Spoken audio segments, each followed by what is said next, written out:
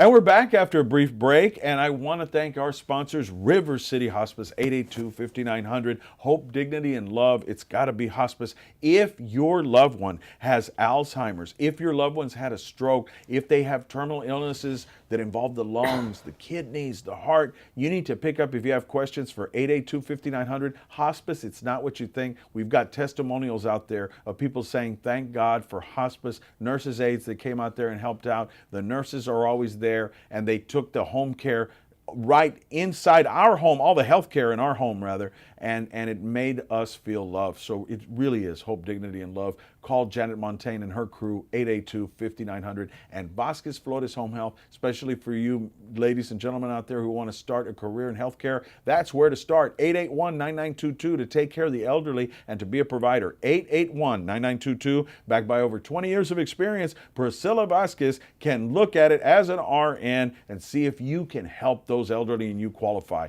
Call today. And we're back. And with me is Judge Missy Medary, our Nueces County District Judge for the 347th Court. Welcome back, Judge. How are you? Appreciate it. Okay, let's recap. Those people out there that are just joining us, grab your sodas and your popcorn, like I always say, wrap around the TV.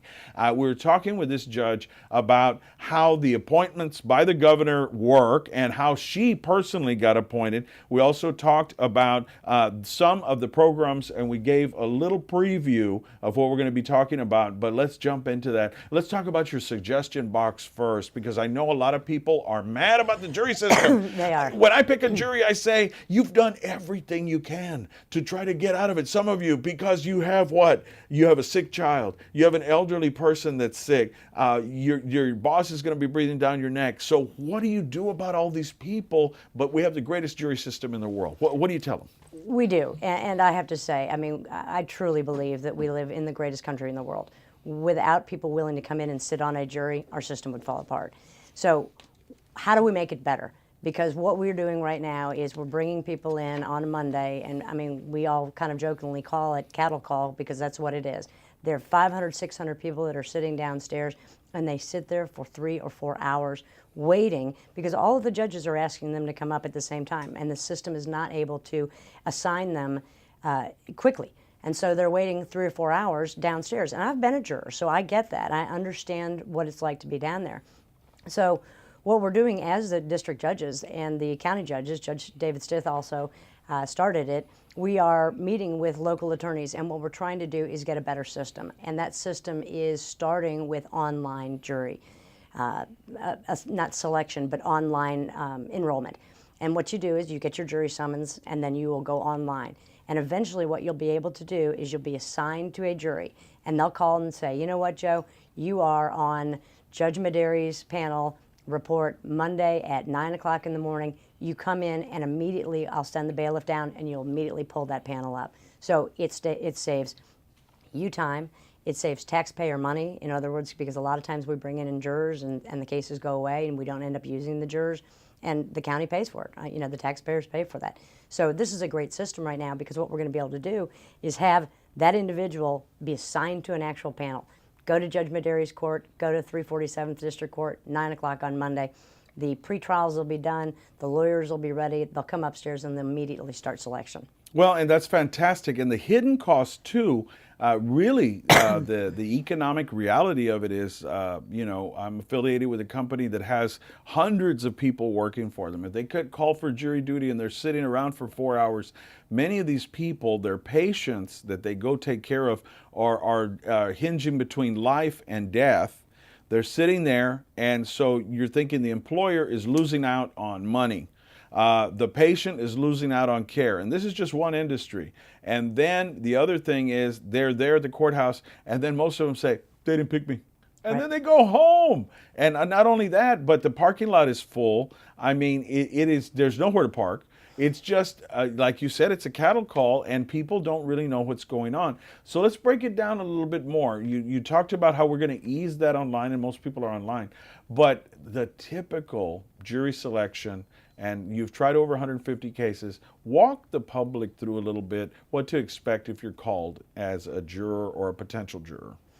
Well, what I've done with my court is I've actually created a brochure that it's kind of a legal 101, and it tells, and I hand it out to the jurors downstairs. And what it tells you is what is the difference between a civil trial and what is the difference between a criminal trial? What are the burdens of proof in each one of them?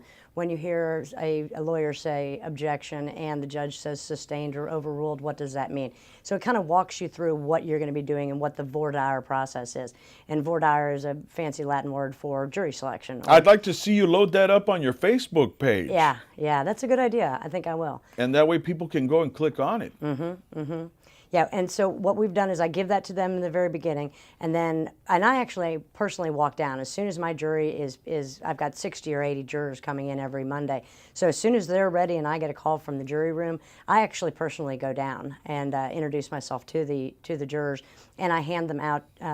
My clerk and I hand out to them this brochure, and I tell them we've got some last minute things we're doing upstairs. As soon as we are ready to bring you up, I'll come down and get you. And most of the time, I actually walk down there and get the judges or get the jurors to come up with me.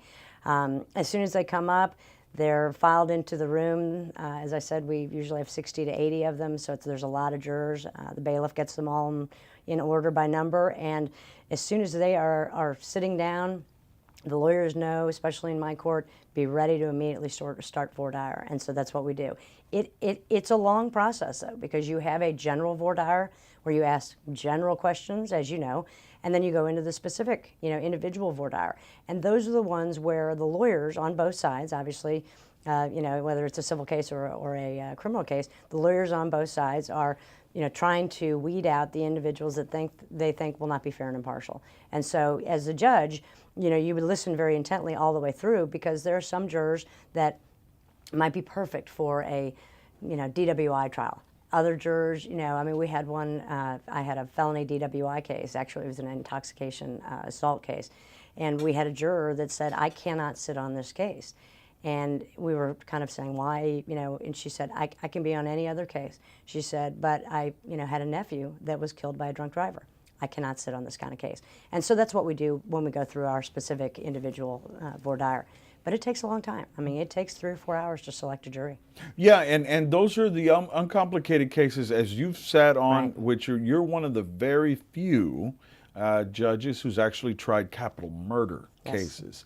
And those voir dire or jury selection situations can take what? Days, weeks? Yeah, it's a very long process. Yeah, so it's very highly stressful cases. Now, other jurors, like you said, I'm glad you brought up that point. One of my voir dire questions when I select a jury is, you say, Joe, I tell the jury, some people say, I'll be comfortable on a car wreck case, and I'll be comfortable on an assault case, but if it involves indecency with a child, if it involves alleged rape of a woman, I just am not down with being on that. And say, the other thing is some of these people have chronic illnesses, diabetes, back problems. Some people suffer from intractable back pain where they can't sit for prolonged periods of time. And those are the things that I appreciate what you're doing there, and also giving them that anticipatory guidance, because time and time again, what I hear from jurors are that the system was so full of cracks. I felt like it was a cattle call. Mm-hmm. I felt that, it was a waste of time. They didn't even call me. I had to go, and then I got in trouble at work. So I'm glad you're addressing that. Now, the other thing that I really like, the program that I wanted the viewers to hear about, is about a witness program that you are initiating where you've got a special room. And I know that as a prosecutor, this is a very, and people out there, if children are watching, we're going to be talking about a very serious kind of deal where, children may have to be witnesses to horrific sorts of cases. So tell the public what you're doing about protecting children in that way. This is a wonderful room, and I invite any of the viewers out to come and see what we've done. There is it used to be a library or just like a copy machine room, and it sits between Judge Greenwell's court and the 347th, in between my court. And it had old peeling wallpaper on it, and dark brown, and that is the room that we would put, or the prosecutors would have witnesses, mostly child witnesses, that would wait in that room before they would come out and testify in court. Also individuals, since we do family law, the custody cases, the kids that are going to come in and speak to me in chambers, they wait in that room. And I remember walking in there one day and I just thought, you know what, court is frightening enough for adults. It is terrifying for children. And if we can do anything to make it a little bit better and a little bit more comfortable for them, that's what we did. So I actually started talking to the staff and I said, you know, my two children are grown. I mean, not grown, but they're 19 and 15. And so they had all their little giraffe posters that were on their wall and, you know, all their little baseball stuff. And it was sitting under a bed. So I talked to the staff and I said, if any of you all have anything at the house that you can bring to cheer this room up. So we stripped down the old wood paneling. We painted it a bright, you know, yellow that is so cheery and nice. And then we brought in everything in there. There's not one thing that was paid for by county taxpayers. It's either from my children's rooms when they were growing up, the staff, their children's room. And the greatest thing is, and this is why I love our community at the courthouse, when people started to find out about this, we had brought books in and stuffed animals also. When they started to find out about it, we had books, almost more books than we could use, and we had to actually store them in my chambers as well because it was overflowing. The greatest thing about that is because of all these books, I mean, I had a child about a month ago, and this was a wonderful feeling. I walked in and I had to make a copy on something, and this child was actually waiting to testify in Judge Greenwell's court, and it was a sexual assault of a child case, and this little kid, you know, 8 years old, sweetest little girl, and she was reading Black Beauty, which was one of my favorite books when I was younger. And so I talked for a little bit, and then when she was leaving, after she was done testifying, she came up and she said, you know, can I take this book with me? And it was such a wonderful feeling to be able to say, absolutely. So we can promote reading, we can give them a safe environment to wait in order to go in to testify. So, I mean, this is one of those that I'm incredibly proud of the 347th District staff. I mean, my staff is amazing. And the lawyers, the, you know, witnesses downstairs, the witness room, the clerk's office. I mean, there wasn't a department, sheriff's department came by. And if they had extra books in their house, they brought them in. If they had extra stuffed animals, gently used stuffed animals, they're in there. And the room is now really a nice place for kids that have to wait to do something that's not very nice. Well, and I appreciate all your efforts. Now, you know, it rears its head the last couple of minutes, politics, and, you know, all the people out there who are registered voters and those who aren't, regístrese a votar porque su voto es su voz. And don't forget, your voice is your vote and vice versa. So if you don't vote, you don't have anything to complain about later. So we're going to talk about politics here for a couple of minutes. Judges have to go through that. State judges have to run just like anybody else. And the hard thing about that is, in my opinion, is that when you're up there, you're not going to say, okay, all the Republican drunk drivers are going to get a pass, or all the Democratic drunk drivers are going to get a pass or something. You look and say, I don't see blue or red. I see everybody. So in this last minute, I always give everybody closing arguments, which you're very accustomed to. Why should the voters vote for you and pull that lever and keep you up there? Well, thanks, Joe, and I appreciate the question. Politics is rough, and it really should not be involved in a judicial race. As you said, when I get up on that bench, I read the law and I look at the facts. There's not a time, obviously, that you say, wait, before I rule, you know, are you Republican, Democrat, or Independent? As soon as you take that oath of office, as soon as Judge Ramos swore me in as a judge, I became just a public servant. Not a Republican, not a Democrat, and not an Independent. But unfortunately, we do have to run, and I am running as a Republican. I think that what I have shown on this bench in the last 11 months is a keen knowledge of the law and judicial temperament. And I think without judicial temperament, and I mean the ability to be up on the bench every day and listen to the facts, rule according to the law, and be very even-keeled. I think judicial temperament is one of the most important things that you can have up there. You know, I read every single one of my files. I am incredibly prepared for court every day because I figure if you all are in front of me and you are having your day in court, this is your day in court. And as a public servant, it is my job and my duty to listen to every single litigant. And when you walk out of my courtroom, there are going to be times that people win and that people lose. There's two sides to every story. But when you walk out of my courtroom, I want you to be able to say, you know what, that judge, Judge Missy Medary, she listened to me. She heard my arguments.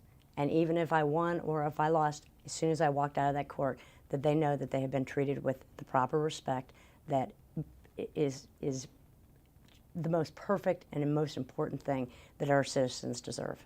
Well, you've been listening to Judge Medary, 347th Nueces County, your district judge, and we hope to have you back again before November to come on and visit us, and I want to thank you. I would love it. And so just remember to get out there and register to vote.